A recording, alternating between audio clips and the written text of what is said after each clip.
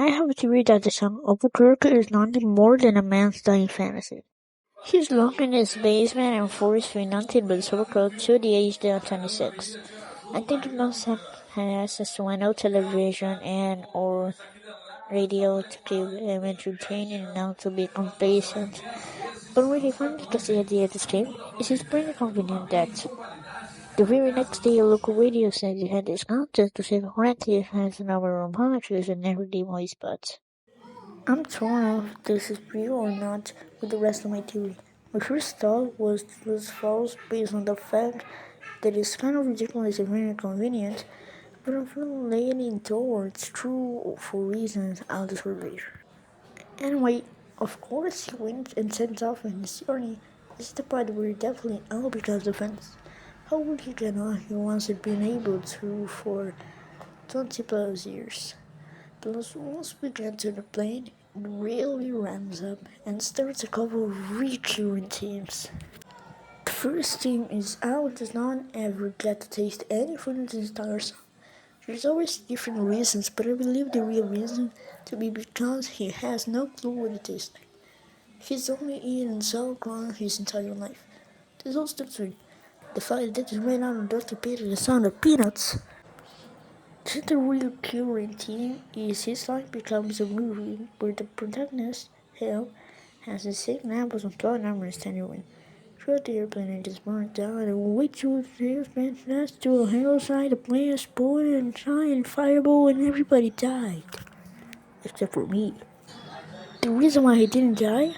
For simple time man fans you don't expect to hear on all television or radio programs. Cause I had my creative alone. And my feet in the food of my position.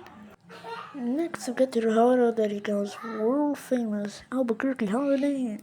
The only way I can imagine he thinks that Holiday Inn is world famous would be some sort of commercial. Comedies always like to act like they're world famous when they're just a generic one of a million. We also get to the second instance of not being able to eat anything with and just able to eat a little chocolate and a little dinner that looks so very much when suddenly there's a knock on the door. This also leads to our second instance of ridiculous things happening for no real reason, like a burning running moves.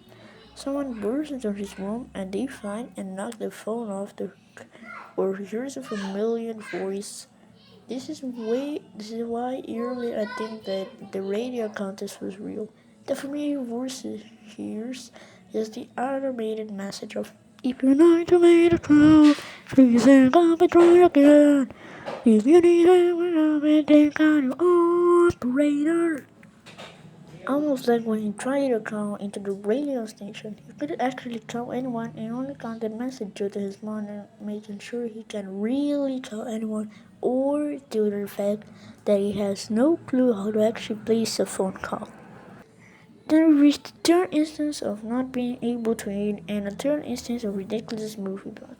He hates to a Donald Trump and they literally have no food. Oddly, all they have is this box of 1,000 starving crazed weasels. I think this might be a flashback of maybe one time in the basin a hungry animal got it and attacked Al. Why else would this trauma be in his fantasy? This also leads to him meeting his wife, who he describes with a hair color of course. So he had the color of strained peaches.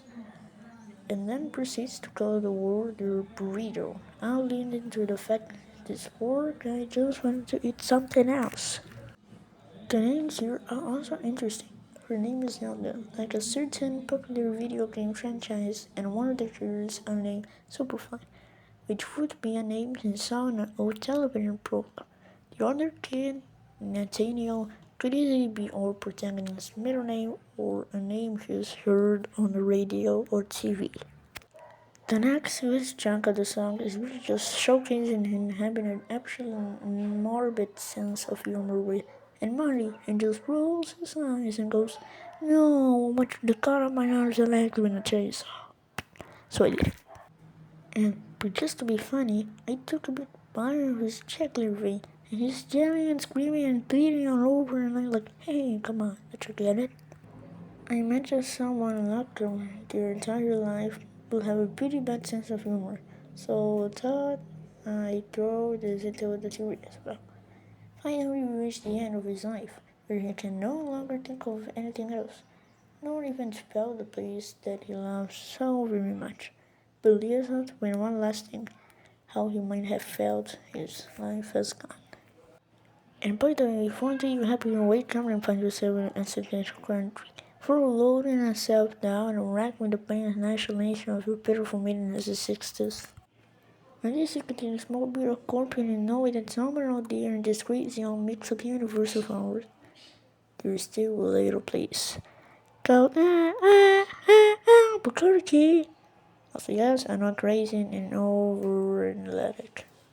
And also, all credits goes to Every Now.